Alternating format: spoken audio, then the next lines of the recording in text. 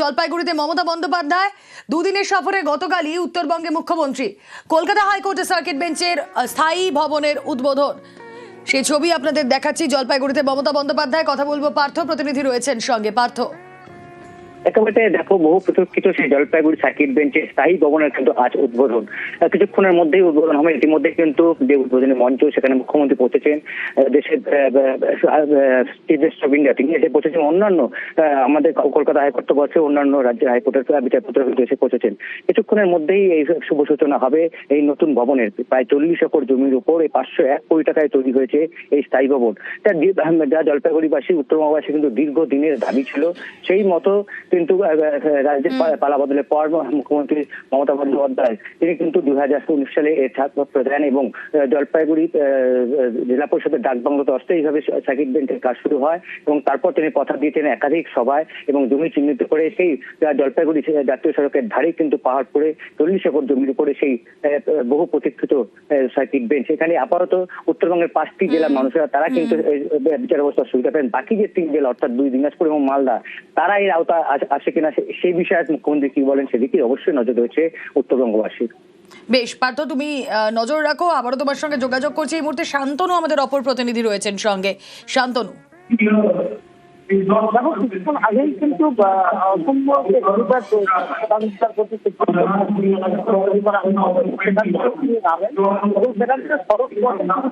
কিছুক্ষণ আগে এসে পৌঁছেছেন কলকাতা হাইকোর্টের জলপাইগুড়ির নতুন ভবনে। সেই ভবনে কিছুক্ষণ পরে তিনি উদ্বোধন করবেন। ইতিমধ্যে তিনি না যোগাযোগ করার চেষ্টা করব পরবর্তীতে। ভোটের বাংলায় উত্তরে মমতা বন্দ্যোপাধ্যায় জলপাইগুড়িতে কলকাতা হাইকোর্টের সার্কিট বেঞ্চের নয়া ভবনের স্থায়ী ভবনের উদ্বোধন করবেন মুখ্যমন্ত্রী। কলকাতা হাইকোর্টের সার্কিট বেঞ্চের স্থায়ী ভবনের উদ্বোধন জলপাইগুড়িতে মমতা বন্দ্যোপাধ্যায়, যে ছবি আপনারা দেখছেন এই মুহূর্তে। কথা বলবো আবারও, প্রতিনিধি পার্থ রয়েছেন সঙ্গে। যোগাযোগ বিচ্ছিন্ন হয়ে গিয়েছে পার্থর সঙ্গে। প্রতি মুহূর্তের ছবি আপনাদেরকে দেখাচ্ছি। উত্তরবঙ্গের দুদিনের সফর এবং দুদিনের সফরে আমরা গতকাল দেখেছিলাম মহাকাল মহাতীর্থের শিলান্যাস করেছেন মাটিগাড়ায় মুখ্যমন্ত্রী মমতা বন্দ্যোপাধ্যায়। আজ কলকাতা হাইকোর্টে স্থায়ী সার্কিট বেঞ্চের যে ভবন, স্থায়ী ভবন, তার উদ্বোধনে মুখ্যমন্ত্রী। Supreme Court of India, we welcome His Lordship and thank him for sparing the time to be witness to a momentous event about to be etched in perpetuity in the legal history of the state. May I now say a few words in honor of the Honorable Mr. Justice Dipankar Datta. SIR hearing আতঙ্কে ফের আত্মহত্যা। নদিয়ার শান্তিপুরে আত্মঘাতী তাঁত শ্রমিক। SIR CA নিয়ে আতঙ্কে ছিলেন দাবি পরিবারে। সিএতে আবেদন করেছিলেন এই তাঁত শ্রমিক। আগামী সোমবার এসআইআর হিয়ারিং এর ডাক। নদিয়ার শান্তিপুরে আত্মঘাতী তাঁত শ্রমিক। কথা বলবো, রঞ্জিত প্রতিনিধি রয়েছেন সঙ্গে। রঞ্জিত, হিয়ারিং এর ডাক পড়ায় আতঙ্ক ছিল তার, এমনটাই বলছেন পরিবার। কি অবস্থা এখনো পর্যন্ত, কি জানা যাচ্ছে পরিবার সূত্রে? দেখো, মৃত ব্যক্তি সুবোধ দেবনাথ, 54 বছর বয়স। তিনি বেশ কিছুদিন ধরেই আতঙ্কগ্রস্ত ছিলেন, কারণ তার হিয়ারিং এর যে নাম, সেই নাম কিন্তু তার এসেছিল এবং পাশাপাশি তিনি বারবার তার প্রতিবেশী পরিজন তার যেখানে কাজ করতেন কর্মস্থল, সেখানে একই কথা বলতেন, বারবার আতঙ্কগ্রস্ত ছিলেন। যেহেতু তার 2002 সালে তার এবং তার পরিবারের নাম নেই, 2010 সালে তার পরিবারের নাম হতে, তার থেকে তিনি আতঙ্কগ্রস্ত হয়ে পড়েছেন। আজকেও সকালেও কিন্তু একই চিত্র পরিবারে ছিল। 19 তারিখে তার হিয়ারিং এর ডেট ছিল, তার আগে তিনি প্রায় আতঙ্কগ্রস্ত হয়ে পড়েছিলেন। তাকে বাংলাদেশ চলে যেতে হবে, দেশ ছেড়ে চলে যেতে হবে, এরকমটা কথা তিনি সবসময় বলতেন। এবং আজকে কিন্তু কর্মস্থলে গিয়ে তিনি আত্মহত্যা করেন এবং পরিবারের পক্ষ থেকে দাবি করা হচ্ছে যে এসআইআর নিয়েই কিন্তু আতঙ্কগ্রস্ত হয়ে পড়েছিলেন। তবে জানি কিন্তু ইতিমধ্যে রাজনীতি চর্চাও শুরু হয়েছে। তবে সুবোধবাবু কিন্তু দীর্ঘদিন ধরেই এসআইআর যখন ঘোষণা হয় তারপর থেকে আতঙ্কগ্রস্ত ছিলেন, বারবার তিনি পরিবারকে একই কথা বলতেন। ফলে আজকের যে পরিণতি এসআইআর জন্য হচ্ছে, এমনটা দাবি পরিবারের পক্ষ থেকে করা হচ্ছে। বেশ, সঙ্গে থাকো রঞ্জিত।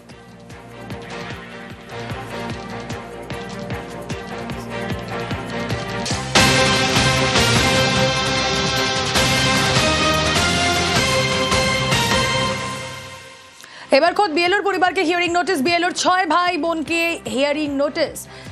নদিয়া কৃষ্ণগঞ্জের 100 নম্বর বুথের ঘটনা। কথা বলবো, রঞ্জিত প্রতিনিধি রয়েছেন সঙ্গে। রঞ্জিত, দেখো বিওলো যেটা দাবি করছে যে তারা 6 ভাই বোন এবং একই নাম বাবার, স্বাভাবিক, এটাই স্বাভাবিক, কিন্তু সেই কারণেই তাকে এবং তার পরিবারকে হিয়ারিং এ নোটিশ দেওয়া হয়েছে। 100 নম্বর বুথের বিওলো এবং তার পরিবার প্রত্যেককে কিন্তু নোটিশ করা হয়েছে। তার যে দাবি রয়েছে যে 2002 সালে তার বাবার নাম রয়েছে, সেই অনুযায়ী র্যাপিং করা হয়েছিল, তারপরেও হয়রানি করা হচ্ছে নির্বাচন কমিশনের পক্ষ থেকে। সেক্ষেত্রে দাঁড়িয়ে তার একটা বক্তব্য, তিনি বিওলো, পাশাপাশি তার নোটিশ কে নেবে এবং তার এই যে নোটিশটা নিজেকে নিতে হচ্ছে। অন্যদিকে 2002 সালে পরিবার বা বাবার নাম থাকা সত্ত্বেও তাকে এবং তার পরিবারকে প্রত্যেককে ডাকা হয়েছে এবং তারা 6 ভাই বোন, তারপরেও ডাকা হয়েছে, কারণ যেহেতু তারা 6 জন, সেই সংখ্যাটা 6 হওয়াতে কিন্তু তাদের ডাকা হচ্ছে, এমনটাই কিন্তু অভিযোগ তুলছে বিএলওর পক্ষ থেকে। এবং তিনি নির্বাচন কমিশনের বিরুদ্ধে কিন্তু ক্ষোভ উগরে দেন যে তাদেরকে হয়রানি করা হচ্ছে, হয়রানির জন্য তাদের ডাকা হচ্ছে এবং তাকে কিন্তু তার পাশাপাশি তার পরিবারকেও নোটিশ দিয়ে জানানো হয়েছে যে হিয়ারিং এ যেতে হবে। বেশ, 1183 ভোটার নাম আছে, মোট নোটিশ এসছে 219টা, তার মধ্যে 33টা 2002 এর নাম রয়েছে, এমন লোকের নোটিশ এসছে। তার মধ্যে আমার নিজের নোটিশটা রয়েছে। আপনার নাম নোটিশ এলো কেন? আমার নামে নোটিশ এসছে। আমরা বাবার দেখেন 6 ছেলে মেয়ে, তবু আমাদের 6 জনের বেশি বলে আমাদের হিয়ারিং এ ডেকেছে। আপনি বিএলওর কাজ করছেন, আপনার নোটিশটা কেমন লাগছে? আমি বিএলওর কাজ করছি, নোটিশটা আমার একটা অদ্ভুত লাগছে যে এই ধরনের নোটিশ কি করে, আর আমি নোটিশটা কাকে দেব, কাকে হাতে ধরাবো।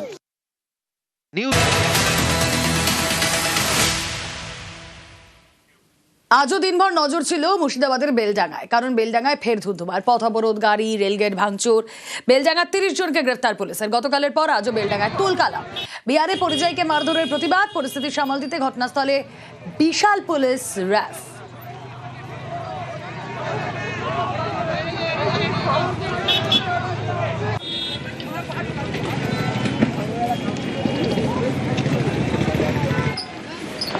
গতকালের পর আজও দিনভর উত্তপ্ত রইল বেলডাঙ্গা। অবরোধ চলে, কিন্তু তারপর পুলিশি আশ্বাসে অবরোধ উঠে যায়। বেলডাঙ্গার বড়ুয়া মোড়ে গাড়ি ভাঙচুর করা হয়। 111 নম্বর রেলগেটে তুমুল ভাঙচুর।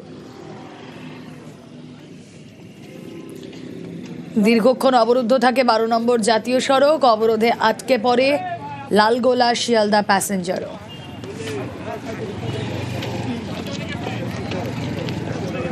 প্রণব প্রতিনিধি রয়েছেন সঙ্গে। প্রণব, বিক্ষোভ, অবরোধ, তারপর অবরোধ উঠে গেল, এখন পরিস্থিতি কি? দেখো, এখন পরিস্থিতি স্বাভাবিক রয়েছে, ট্রেন চলাচলও স্বাভাবিক হয়েছে এবং তারও কিছুক্ষণ আগেই তোমার অবরোধও উঠে গিয়েছে এবং 34 নম্বর জাতীয় 12 নম্বর জাতীয় সড়কও তোমার স্বাভাবিকভাবে যান চলাচল করছে। তবে কোন রকম অপ্রীতিকর ঘটনা আজ যাতে না ঘটে, প্রতিটি মোড়ে মোড়ে প্রচুর পরিমাণে পুলিশ, র্যাব এবং কমব্যাট ফোর্স রয়েছে, পুলিশের আধিকারিকরা রয়েছেন এবং পুলিশের আধিকারিকরা টহল দিচ্ছেন এবং দোকানপাটও তোমার আস্তে আস্তে খুলতে শুরু করেছে। এই মুহূর্তে কিন্তু পরিস্থিতি পুরোপুরি স্বাভাবিক রয়েছে বেলডাঙ্গার। বেশ, আমি বিহারে আজ 10 থেকে 11 বছর ধরে সেখানে ফেরি কাজ করি। সেখানে আমাদের 40 থেকে 50 জন ফেরিওয়ালা আছে। আমরা একটা ডেরাতে আছি ছাপড়া ডিস্ট্রিক্টে, আমনোর থানায়। সেখানে 10 থেকে 11 বছর ধরে আমরা ফেরি করি। সেখানে এখন যে সমালোচনা চলছে, এখন সেই সমালোচনার উদ্দেশ্যে আমরা সব কিছু আইডি প্রুফ সব কিছু পকেটে বেরিয়ে ঝোলা দেবে নিয়ে ঘুরে বেড়াই। বাঙালি মুসলিম দেখলে হয়েছে বাংলাদেশ বলি মারছে। আমি পাসপোর্ট দেখেছি, পাসপোর্ট ছুরি ফেলে দিচ্ছে। আমাদের ওখানে 5-6 জনকে মেরি দাঁড়িয়ে দিয়েছে। এখন বুকের হাড় ভেঙেছে, বহরমপুর মেডিকেল হসপিটালে ভর্তি আছে। কিন্তু আমরা বিবেক দেখিয়ে কি করব? তাতে যদি বিবেক না থাকে বলেন, আজ আমাদের এখানকে প্রতিদিন শুনছি নাকি একটা করে আহত হচ্ছে, নিহত হচ্ছে, আহত হচ্ছে, নিহত হচ্ছে, এটা কন্টিনিউয়াসলি। এর কোনো ব্যাখ্যা হয় না, এটা অন্যায় অন্যায় অন্যায়। ফর্ম 7 জমা ঘিরে ব্যাপক উত্তেজনা। বর্ধমান সদর উত্তর এসডি অফিসে উত্তেজনা। তৃণমূল বিজেপির মধ্যে তুমুল স্লোগান। পুলিশ বিজেপি কর্মীদের ব্যাপক ধস্তাধস্তি, যে ছবি আপনারা দেখছেন। ফর্ম 7 জমা ঘিরে বর্ধমান সদর উত্তর এসডি অফিসে ধুন্ধুমা।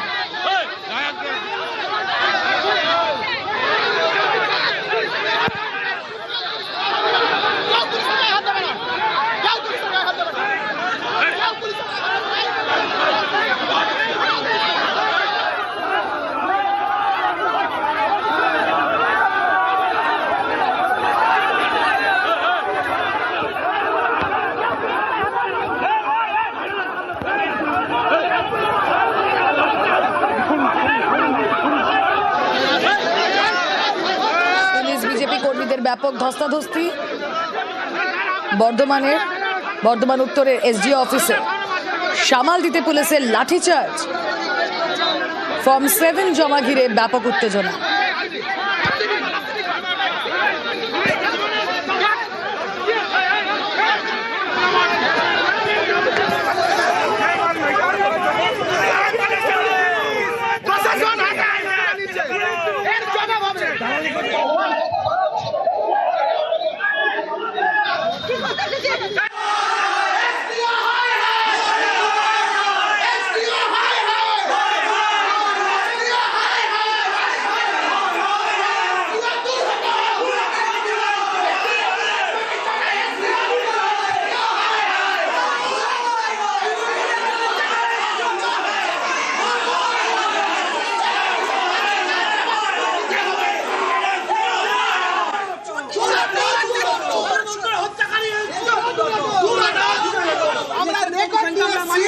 আমরা রেকর্ড নিয়ে